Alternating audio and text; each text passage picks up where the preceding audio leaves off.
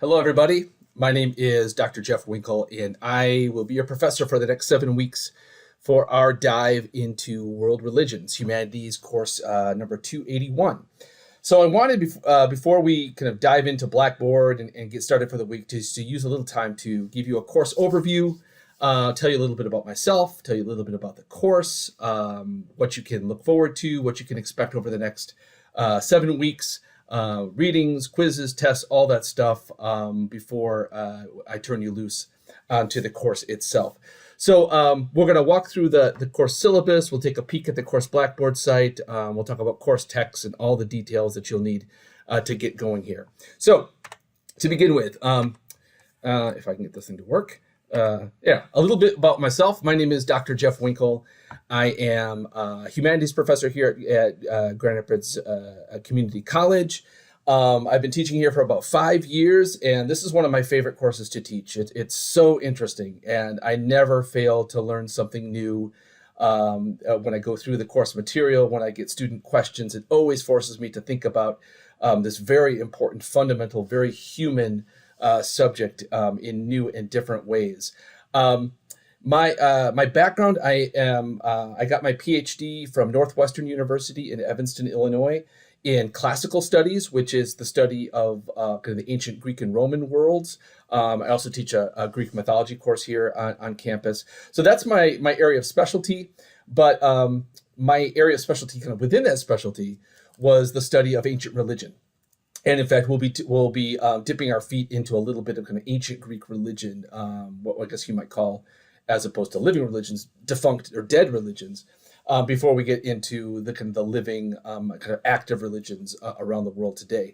And as we'll see, the fundamental questions, the fundamental problems, the fundamental anxieties and mysteries that we see amongst the ancient Greeks and their gods, which are generally not worshipped anymore today, are the same kinds of anxieties, mysteries, questions, and issues that we see in living religion. So I think it's a really interesting way to kind of start a class like this. And I also so given my background, I started on grounds that I'm very familiar with, and then we move and we branch out into the living religions. So I'm really excited about teaching this course. I always love teaching this course.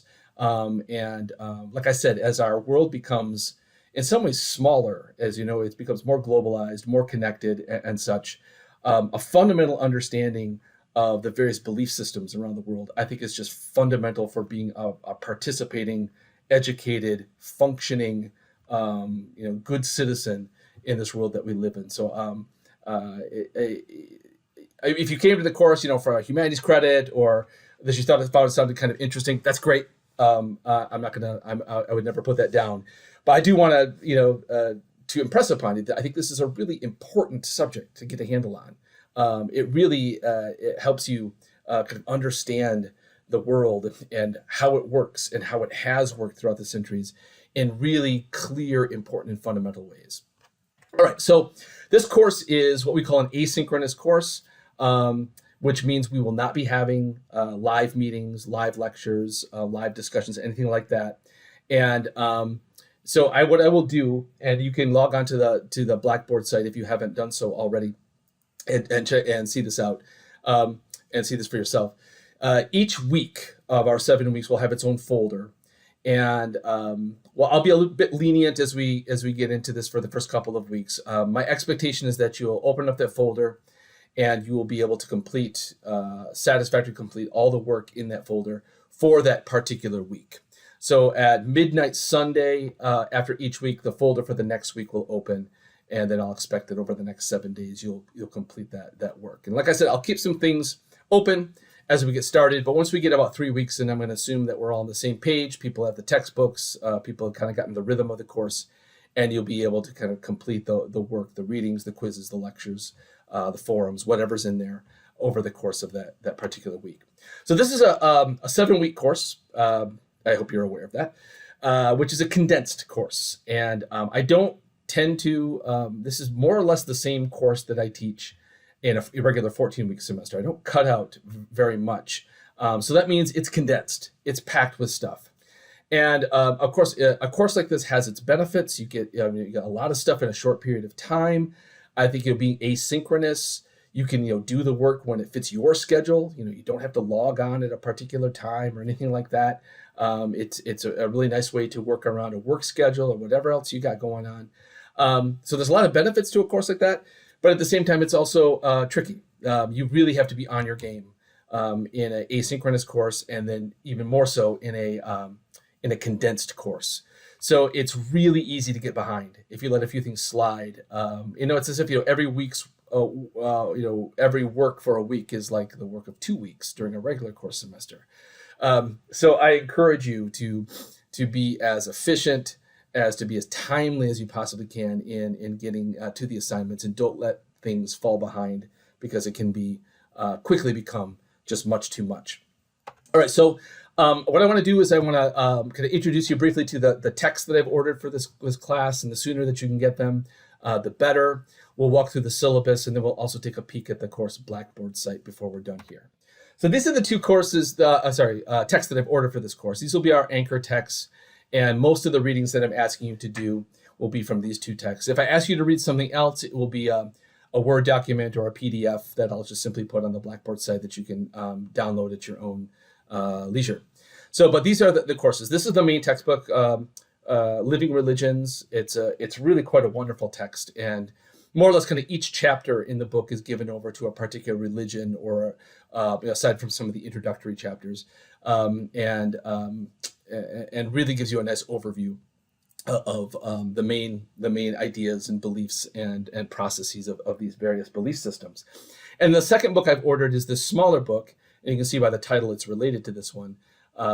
It's an anthology, kind of a collection of sacred writings that's attuned to each of the chapters and to each of these religions. So for most weeks, I'll be asking you to read, first kind of the major chapters, say on Buddhism, say from Living Religions, and then also the attendant kind of readings in the sacred scripture, Buddhist scripture from the anthology, and kind of going back and forth thusly. Both of these texts are available at the GRCC bookstore and online too, if you can find yourself a better deal. But do get them as soon as possible, because our readings in these will start very, very soon. And you need to be on top of these things.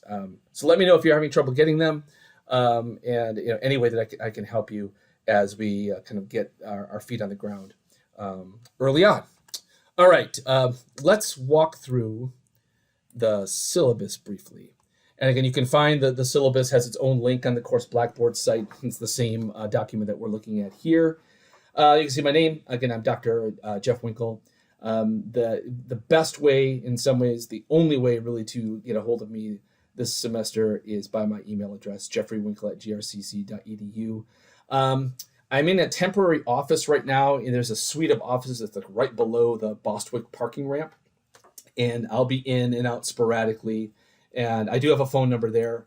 But the office that I will be in the fall there's a lot of construction going on in RJF Hall, or Main Hall as it used to be called. So I'm kind of displaced right now. If you want to meet together face to face, which I vastly prefer, and to talk about an assignment or a test or the paper, just shoot me an email and we can set something up. I would love to meet you in person. Again, one of the biggest downsides to an asynchronous online course is I don't really get to know you all that well. So I would love it if you want to stop by. But I also understand one of the advantages of an online course is you can do it from anywhere. You'll hear more about kind of the kind of what we'll be covering over the course in just a moment. But yeah, we're going to try to cover all of the major religions, living religions, active religions, such as they are across the globe. Eastern religions, Western religions, polytheistic religions, monotheistic religions, indigenous religions. Lots of really fascinating stuff here. There you can see the official kind of bibliographical entry of the text I've ordered. And again, anything else I ask you to read, I'll just simply put up on the Blackboard site in its attendant folder. Attendance, in an asynchronous course, it's different. It really is more kind of participation.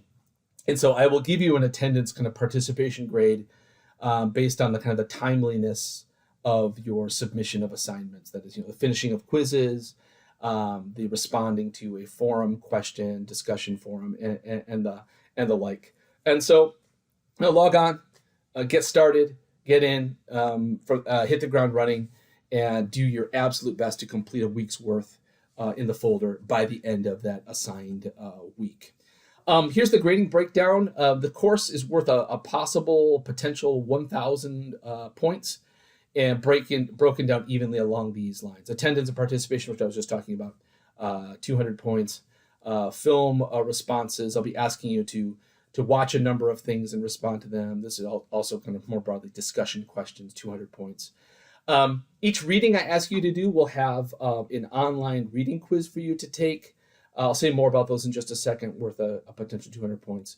There'll be one formal test in the class, a final exam worth 200 points, and that will be a choice of essay questions, kind of broad, compare and contrast, or I give you a thesis and ask you to defend it or argue against it. And then there will be one formal course paper that I'll ask you to write for this class.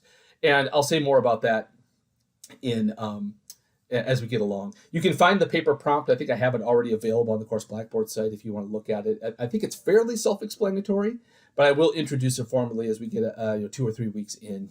But just so you know, that assignment is there for you to look at. I just don't want to overwhelm you with too much at the beginning here. And the final exam, of course, will be right at the very end of the course, at the end of the last week. My grading scale, just so we're all on the same page, is a fairly straight grading scale. And so 900 to 1,000 points are your A's. I say that, so 950 points to 1,000 points will be a straight A.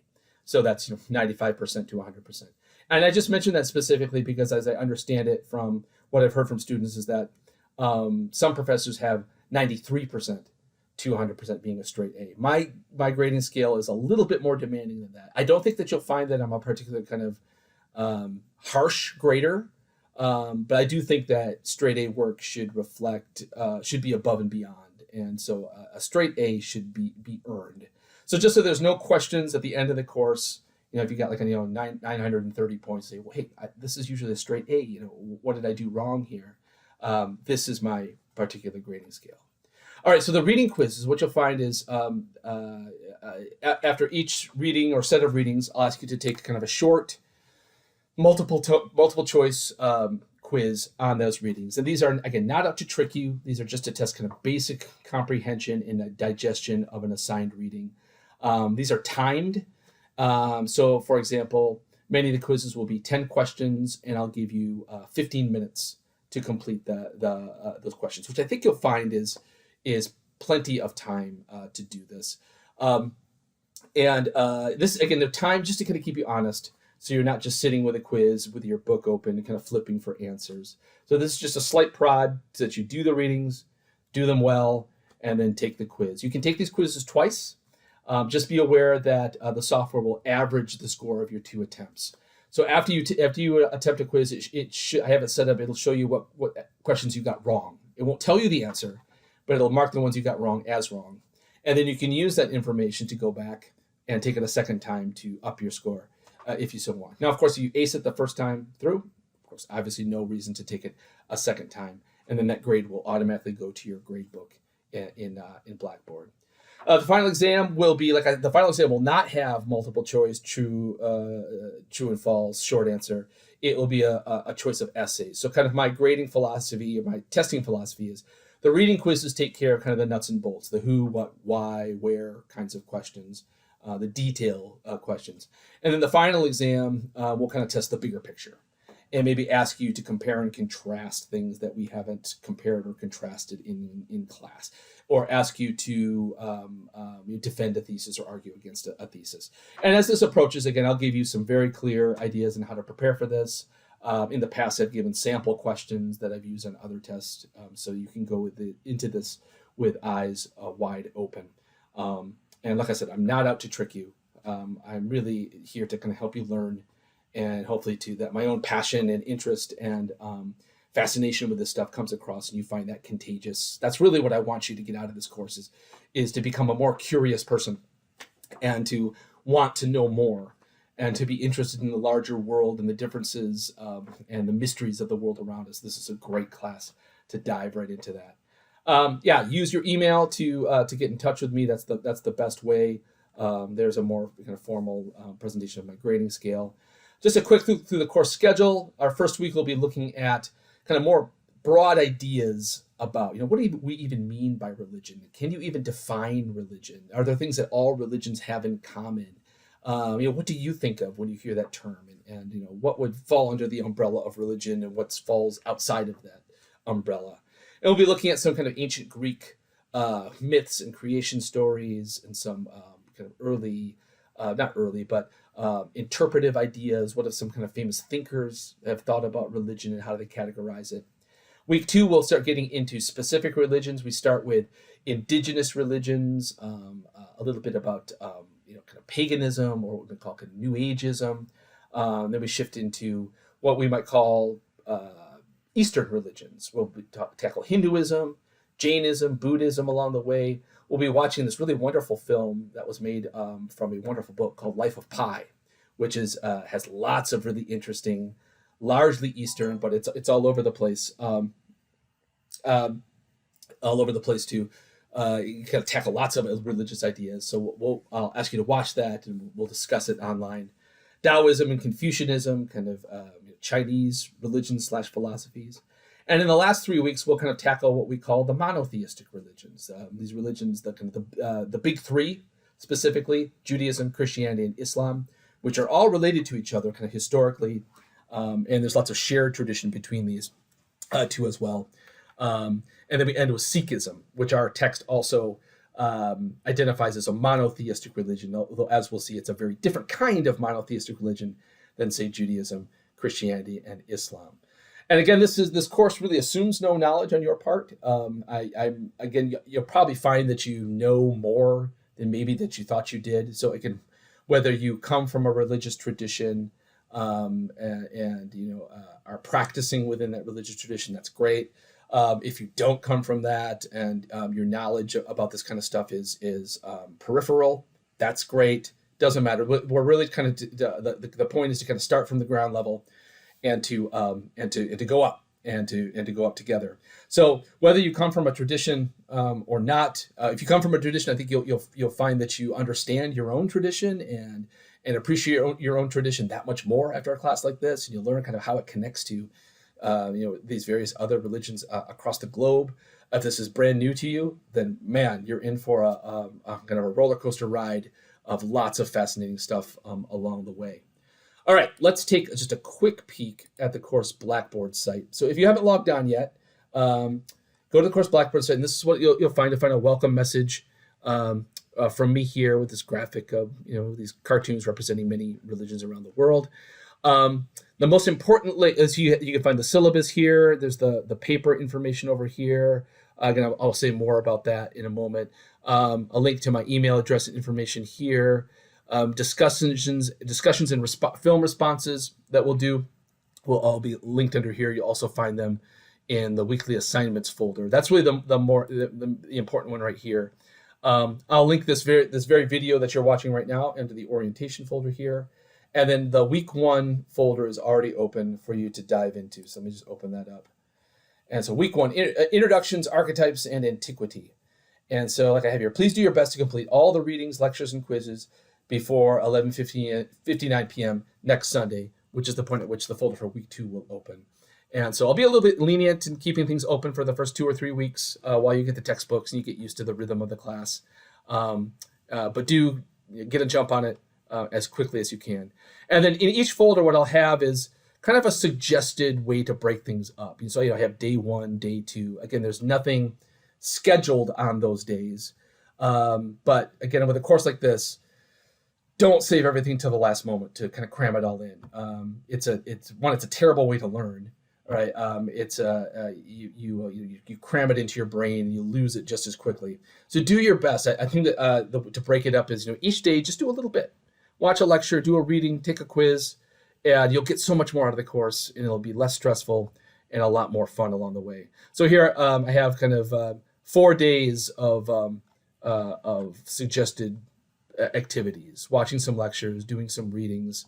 As you can see here, none of the readings this week come from the textbooks. So get the textbooks this week if you haven't gotten them already.